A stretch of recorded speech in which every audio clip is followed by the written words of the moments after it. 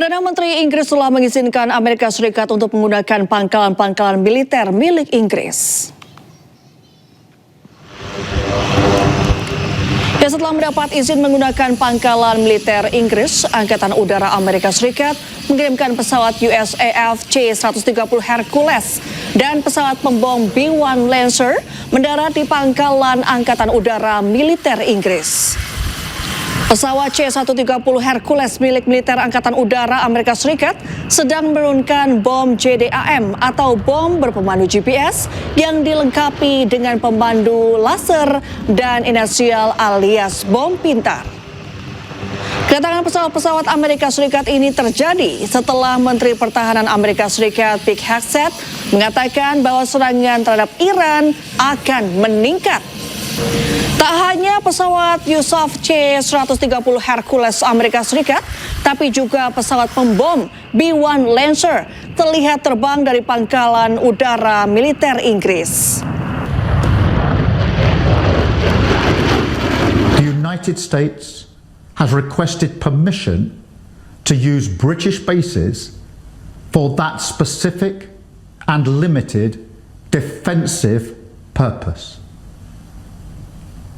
We have taken the decision to accept this request to prevent Iran firing missiles across the region, killing innocent civilians, putting British lives at risk, and hitting countries that have not been involved. Sementara itu, Iran meluncurkan 2 rudal balistik jarak jauh ke pangkalan militer gabungan Amerika Serikat Inggris di Diego Garcia, Samudra Hindia. Peluncuran rudal ini menempuh 4.000 kilometer.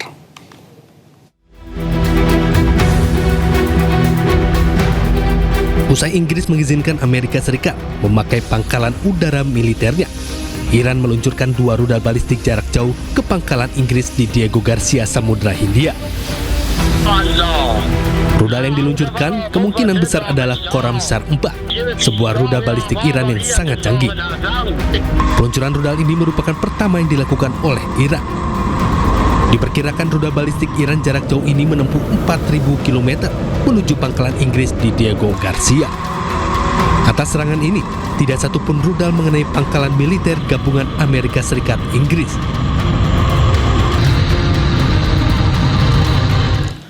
Peluncuran rudal jarak jauh Iran dilakukan pertama kalinya oleh militer Iran dengan jarak tempuh rudal ke pangkalan militer gabungan Amerika Serikat Inggris menempuh 4.000 kilometer.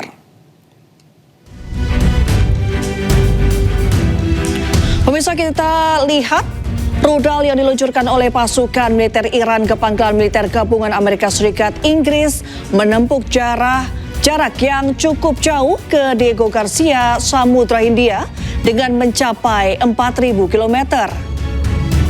Operasi peluncuran rudal balistik ini dilakukan pertama kali oleh militer Iran.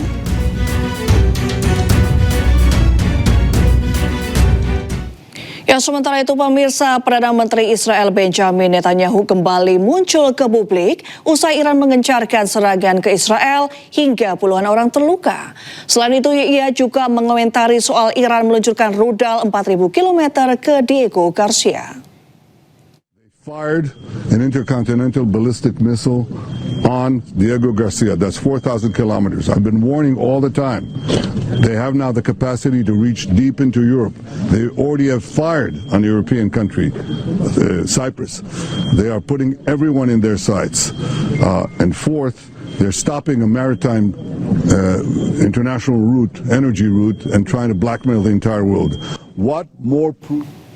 Pemirsa, Iran diprediksi tidak akan membuka Selat Hormuz meskipun Amerika mengancam akan menyerang situs nuklir Iran. Hal ini disampaikan pengamat intelijen dan terorisme Ridwan Habib dalam program iNewsroom. Ya, memang ancaman Trump ya, 48 jam, 2 hari ya, 2 hari lagi kalau memang Selat Hormuz tidak dibuka Iran, mereka mengancam akan menyerang pembangkit listrik dan pembangkit energi Iran. Tetapi itu dijawab dengan sangat tenang oleh Iran melalui Menteri Luar Negerinya. Iran menyatakan bahwa mereka siap membuka Selat Hormuz asalkan Amerika mengganti rugi semua kerugian perang yang diakibatkan oleh serangan mereka. Dan tampaknya ini akan membuat situasi Trump makin terjepit dan sulit, karena kalau Amerika itu mengikuti tuntutan Iran, tentu saja citra politik Trump di dalam negeri akan jatuh, bahkan kemungkinan dia bisa dilakukan semacam impeachment ya, atau upaya untuk menggulingkan Trump di dalam negerinya. Jadi kami teman-teman yang belajar tentang kajian strategic intelligence meyakini tampaknya opsi itu tidak akan dilakukan oleh Trump, karena kalau dia mengakui Iran dan membayar ganti rugi kerugian akibat perang ini, itu sama saja mengaku kalah, Diandra. Oke. Nah, jika dilihat dari indikator intelijen militer nih, apa parameternya bahwa seberapa valid nih Amerika menang perang melawan Iran? Oh, sama sekali tidak valid ya, Diandra ya. Karena ini hari ke-22, tadi sudah disampaikan Diandra di pembuka bahwa Iran berhasil meluncurkan 2 Intermediate Range Ballistic Missile atau IRBM dengan jarak jangkau 4.000 km. Memang tidak berhasil mengenai sasaran. Tetapi bahwa Iran masih bisa mempunyai kemampuan meluncurkan IRBM dengan kapasitas jelajah 4.000 km, itu menunjukkan bahwa kapasitas militer mereka masih baik-baik saja. Termasuk yang terbaru kan dia juga menyerang Dimona ya. Dimona, pembangkit listrik, pembangkit nuklir, power plant nuklir Israel di Dimona, Israel Selatan. Dan rudalnya masuk. Rudalnya masuk artinya dia bisa menembus Iron Dome dan David Sling sehingga meledak di tanahnya Israel. Ini menunjukkan bahwa memang Iran sudah menemukan formula yang tepat untuk membongkar Iron Dome yang katanya paling hebat itu. Oke. Nah, kalau misalnya dilihat juga nih, apakah klaim kemenangan dari US ini hanya seperti operasi psikologis kah untuk mempengaruhi opini publik global? Ya, itu sebenarnya semacam bluffing ya, bluffing dan tekanan Trump kepada Iran, pada pemerintah Iran agar ketakutan. Tetapi mereka lupa bahwa Iran ini sudah didukung oleh rakyatnya secara kuat, dan militer mereka juga masih mempunyai resources yang luar biasa. Walaupun pucuk pimpinannya satu persatu dibunuh oleh Israel dan Amerika, tetapi stok-stok kolonel-kolonel mereka masih sangat banyak. Dan strategis mereka, ilmuwan-ilmuwan mereka juga sangat banyak. Jadi tampaknya Iran masih sangat akan bertahan, Diandra. Termasuk pernyataan terbaru dari juru bicara parlemen Iran, Mohammad Ghalibaf, yang mengatakan bahwa Iran mempunyai formula rahasia yang akan dikeluarkan dalam 2 kali 24 jam ke depan. Jadi ini ada ancaman Trump 2 hari ke depan. Di sisi lain Iran juga mengancam, tanda petik ya, Iran akan mengeluarkan senjata rahasianya dalam 48 jam. Jadi makin seru perang ini. Baik, jadi kalau misalnya Anda melihat keduanya sama-sama mengancam, ini eskalasinya akan seperti apa? Eskalasinya yang jelas pasti akan meningkat drastis dalam 2 kali 24 jam. Termasuk ada laporan yang menyatakan bahwa kapal-kapal peluncur cepat, semacam frigate gitu ya, itu sudah keluar dari basis-basis pangkalan-pangkalan militer Iran. Dan itu menuju ke kapal induk Amerika Serikat. Dan dia mempunyai kemampuan yang cukup kuat untuk melakukan yang disebut dengan kamikaze ship. Kamikaze ship itu artinya dia menabrakkan kapalnya di kapal induk untuk menjadi bom. Dan ini kalau itu dilakukan tampaknya memang dalam 48 jam terakhir ini adalah saat-saat paling menentukan apakah Amerika akan kalah dan mundur ataukah ada dinamika baru yang akan terjadi. Baik, ini kan AS bluffing terus begitu ya Mas. Mereka merasa ini sudah menang tapi justru menolak gencatan senjata. Anda melihatnya bagaimana? Yang menolak gencatan senjata sebenarnya Iran ya, Diandra ya. Iran menyatakan kalau Anda mau gencatan senjata, syarat utamanya adalah mengganti semua kerugian perang yang diakibatkan oleh Israel dan Amerika. Jadi ini syarat yang cukup berat, karena ketika Trump melakukan itu, maka otomatis dunia akan mengatakan bahwa yang menang Iran. Dan ego Trump tampaknya tidak akan mengambil pilihan itu. Baik, kalau Anda melihat sejauh mana sih Mas Ridwan kemampuan militer Iran ini benar-benar melemah gitu. Dan tadi kan juga dikatakan Iran ini mengancam bahwa ada kemungkinan seperti masih ada kekuatan tersembunyi, masih banyak juga kolonel-kolonelnya, walaupun saat kemarin ini pucuk pimpinan tertinggi Iran sempat gugur, kemudian diganti lagi, tapi juga belum pernah tampil di publik. Anda melihatnya bagaimana kekuatan militer Iran ini? Dalam teori perang Clausewitz itu yang disebut menang perang itu 3 dianggap. Pertama adalah mengganti pemerintahan lawan, kedua adalah membuat militer lawan tidak bisa melawan balik, yang ketiga adalah membuat lawan menyetujui penyerang. Tiga-tiganya Amerika gagal. Pertama, militernya masih bisa menyerang, militer Iran masih bisa menyerang. Yang kedua, pemerintahnya sama sekali tidak berubah, masih bisa menyatakan perlawanan. Yang ketiga, rakyat Iran turun ke jalan merayakan Idul Fitri dengan bendera-bendera yang mengancam Amerika, dengan menyatakan death to Amerika, dan itu tidak cuma di satu kota, hampir di 31 provinsi di Iran. Pada saat malam takbiran Idul Fitri, semua keluar dan semuanya menghujat Amerika. Jadi dalam teori perang Clausewitz, tiga-tiganya Amerika belum bisa mewujudkan. Artinya 22 hari perang dengan biaya 30 billion dolar itu tidak berpengaruh apapun bagi kemenangan Trump dan Amerika. Sebaliknya, di Iran justru menunjukkan superpower dia di kawasan, yang itu membuat negara-negara Teluk sangat ketakutan ya, termasuk juga Arab Saudi, Qatar, Uni Emirat Arab, Bahrain, itu ketakutan luar biasa karena ternyata Iran benar-benar menunjukkan daya tahan yang cukup tinggi. Oke, nah kalau misalnya kita lihat juga tadi sempat ada cuplikan mengenai hubungan antara Amerika Serikat dan juga Inggris yang memperbolehkan pangkalan militernya dipakai oleh Amerika Serikat. Anda melihat konflik ini sudah masuk ke fase eskalasi berbahayakah yang berpotensi melibatkan kekuatan besar dunia lainnya? Ya, kalau Inggris itu masuk berarti kita bisa sebut bahwa NATO dan Uni Eropa akan terlibat.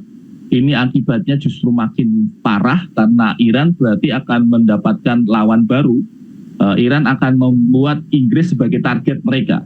Artinya kepentingan bisnis Inggris yang berada di kawasan Timur Tengah juga berhak diserang oleh Iran. Yang selama ini Iran hanya menyerang kepentingan Amerika dan Israel di Timur Tengah. Misalnya pangkalan Amerika di Bahrain, kemudian beberapa konsulat Amerika di beberapa negara Teluk. Tapi ketika Inggris menyatakan dia bergabung, otomatis berarti kepentingan Inggris di Timur Tengah akan bisa diserang Iran, dan itu akan sangat merugikan Inggris. Oke. Kalau misalnya Inggris dan juga NATO bergabung begitu, apakah Rusia dan juga China sebagai sekutu dari Iran akan kemungkinan bergabung juga? Kalau Rusia, saya kira begitu NATO dan Uni Eropa mengumumkan terlibat, Rusia pasti akan memperkuat serangan di Ukraina, karena ini berarti ada medan perang yang kosong. Selama ini NATO dan Uni Eropa dan Inggris ini membackup Ukraina supaya dia bisa melawan asimetrik terhadap Rusia. Begitu konsentrasi NATO dan Uni Eropa itu bergerak ke arah Timur Tengah, otomatis medan perang di Ukraina menjadi lebih longgar. Dan itu akan dimanfaatkan Rusia semaksimal mungkin, karena mereka sudah hampir 3 tahun ya perang dengan Ukraina dan belum berhasil. Tampaknya itu yang akan diambil. Mengenai Beijing, tampaknya mereka sedang mengkalkulasi ulang, apalagi setelah rudal-rudal Patriot yang sebelumnya THAAD namanya, THAAD, yang berada di Korea Selatan, di provinsi Seongju, dipindahkan oleh Amerika ke Timur Tengah. Akibatnya, wilayah Pasifik itu kosong, dan itu menguntungkan Beijing untuk melakukan tindakan mereka ke Taiwan. Baik, kemudian Anda melihatnya di sini apakah ada indikasi bahwa konflik ini tuh bisa berkembang menjadi proxy war regional yang juga lebih luas di Timur Tengah, atau mungkin bahkan lebih luas lagi dengan melibatkan dunia yang lainnya, kekuatan lain? Ya, selama ini Menteri Luar Negeri Iran kan sudah menjelaskan ya bahwa negara-negara Timur Tengah itu adalah saudara Iran. Mereka sebenarnya tidak akan diserang. Yang diserang itu adalah kepentingan Amerika dan Israel yang berada di negara-negara itu. Tetapi tampaknya, Diandra, negara-negara Teluk, negara-negara Timur Tengah yang lain, Qatar, Bahrain, Uni Emirat Arab, tampaknya itu lebih takut kepada Trump ya, lebih takut kepada Trump daripada mereka mau membantu Iran. Dan ini sebenarnya sungguh disayangkan karena kalau negara-negara itu bergabung, itu yang disebut dengan Wahdatul Ummah atau persatuan umat, saya kira perang ini bisa diakhiri dengan cepat karena pasti Trump akan mengkalkulasi, menghitung ulang kerugian dia kalau melibatkan negara-negara Teluk itu. Tapi sayangnya ya Arab Saudi bahkan hari ini menyatakan persona non grata kepada personel-personel kedutaan Iran. Yang ini sungguh sangat disayangkan Arab Saudi justru secara kasarnya mengusir diplomat-diplomat Iran dari Arab Saudi, dan ini mengikuti langkahnya Uni Emirat Arab yang sudah menutup sekolah-sekolah Iran di Dubai dan di beberapa kota di Uni Emirat Arab. Kalau ini akan terus dilakukan, saya kira Iran justru makin kuat dan mereka makin mendapatkan simpati internasional karena dia makin Anda kembali menyaksikan Breaking News pemirsa. Mendekati minggu keempat eskalasi konflik di Timur Tengah, Korps Garda Revolusi Islam Iran menyatakan telah meluncurkan gelombang rudal ke-73 sebagai bagian dari operasi True Promise 4. Militer Iran mengklaim gelombang serangan terbaru ini telah menghantam sejumlah situs militer dan keamanan Israel.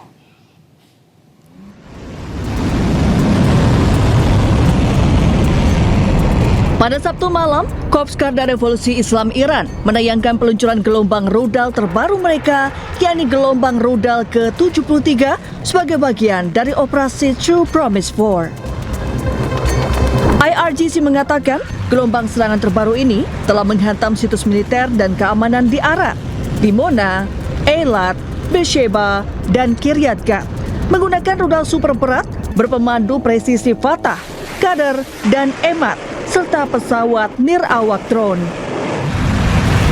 Selain menargetkan sejumlah titik di Israel, gelombang serangan terbaru Iran juga menargetkan pangkalan-pangkalan Amerika Serikat di sejumlah wilayah berbeda.